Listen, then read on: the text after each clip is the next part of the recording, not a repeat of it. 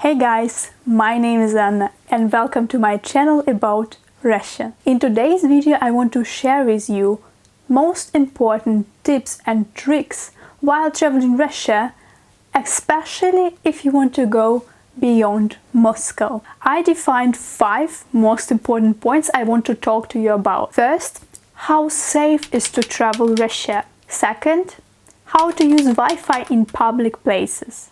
And that might be surprising, but that one is a tricky one. Third point is how to pick the hotel, especially if you won't go beyond Moscow or St. Petersburg. How to use public transportation.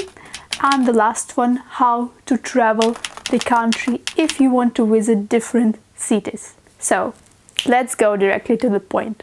And the first question I often hear is how safe is to travel Russia. Many foreigners hear a lot of stories about mafia and criminals, how the people get killed or robbed on the streets of Russian cities. Those stories were born in the 90s in Russia, the most dark time in state's history.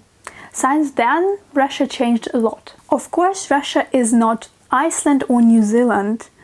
Russia is low ranked on Global Peace Index, but that is as well because Russia is politically unstable country. Russia has political arrests, limited media or limited opportunities to express your especially political opinion in the public, and for local people, especially politically active, Russia is not the safest place ever. But it does not affect the tourists. If you don't do any political actions in Russia, you'll be fine. By traveling Russia, even beyond Moscow or St. Petersburg, I follow simple safety rules. I don't walk alone in the night time. I prefer to take the taxi, and luckily the taxi is very cheap in Russia. What's important to know, I think, that every city has its own dangerous areas. They are usually not touristic places. It doesn't mean that if you walk there, it's definitely something going to happen to you. But safety first, better do not risk, I think.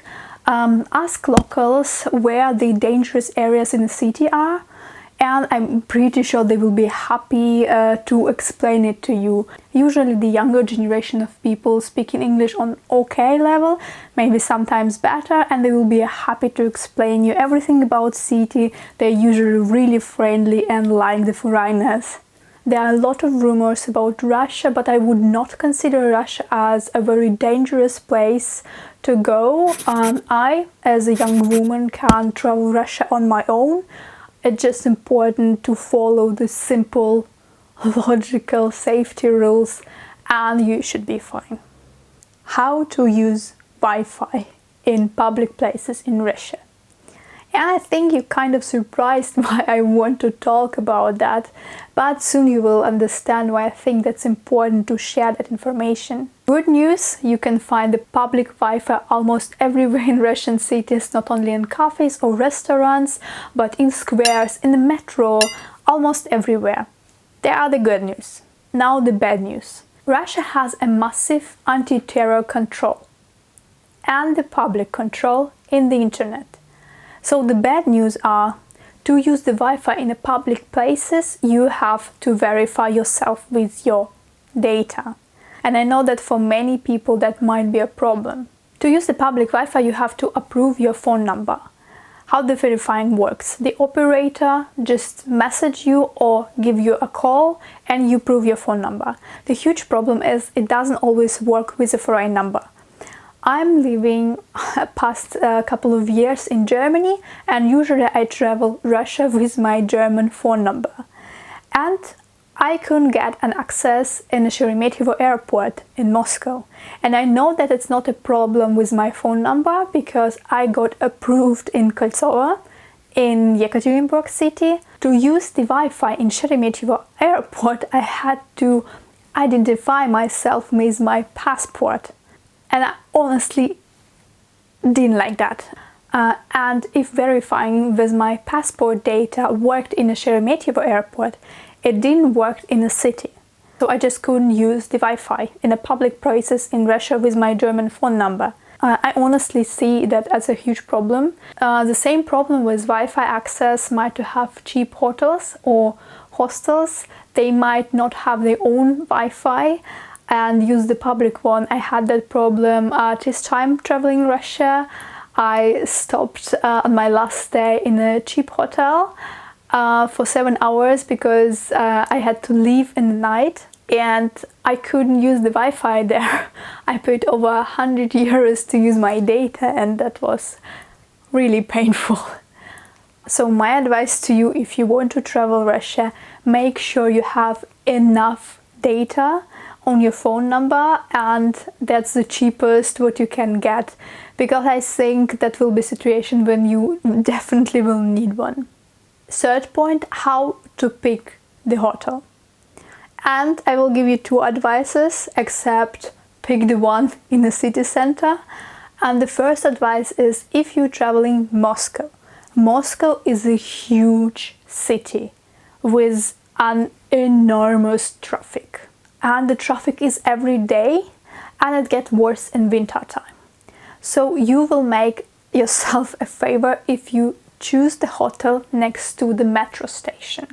There are trains almost every 2 minutes, and the Moscow metro stations are Russian sightseeing. There's the most beautiful metro in the world, definitely worth seeing it. And second, less obvious advice, by picking the hotel, have a look when the last renovation was done. In Russia there are still a lot of hotels with Soviet interior. Even the expensive and famous hotels might have that. The problem gets bigger when you go beyond Moscow or St. Petersburg.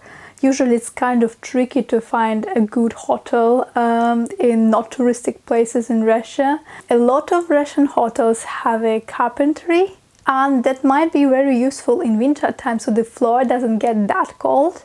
But if the renovation was 20 years ago, I'm not sure if I wouldn't love to stay in that kind of rooms. And a lot of Russian hotels have this dorogo bohato interiors. Dorogo bohato in Russian means dorogo is expensive, bogata is rich, and with a village accent, dorogo bohato means that something is really kitschy. I will just leave you some examples. So to make your visit in Russia comfortable, just have a look on those two things. How to use the public transport in Russian cities. From Moscow airport to the city center there are trains going. From St. Petersburg and Yekaterinburg airport there are some buses. I personally prefer the taxi.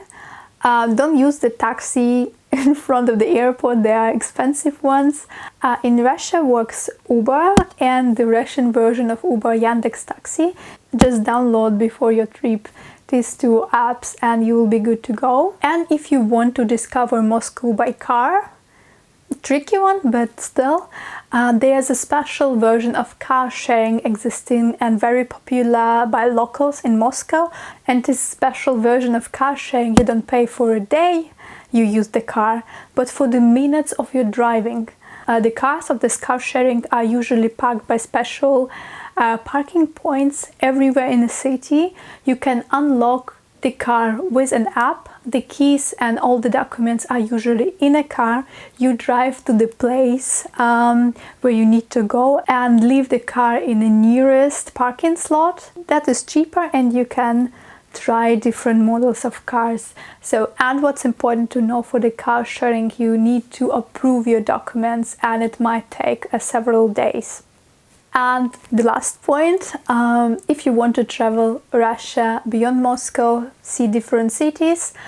If you want to travel from Moscow to St. Petersburg, there are two comfortable options available. You can travel by flight or you can use the train. Express train called Sapsan takes about 4 hours and costs between 1,200 up to 3,500 rubles in year 2021.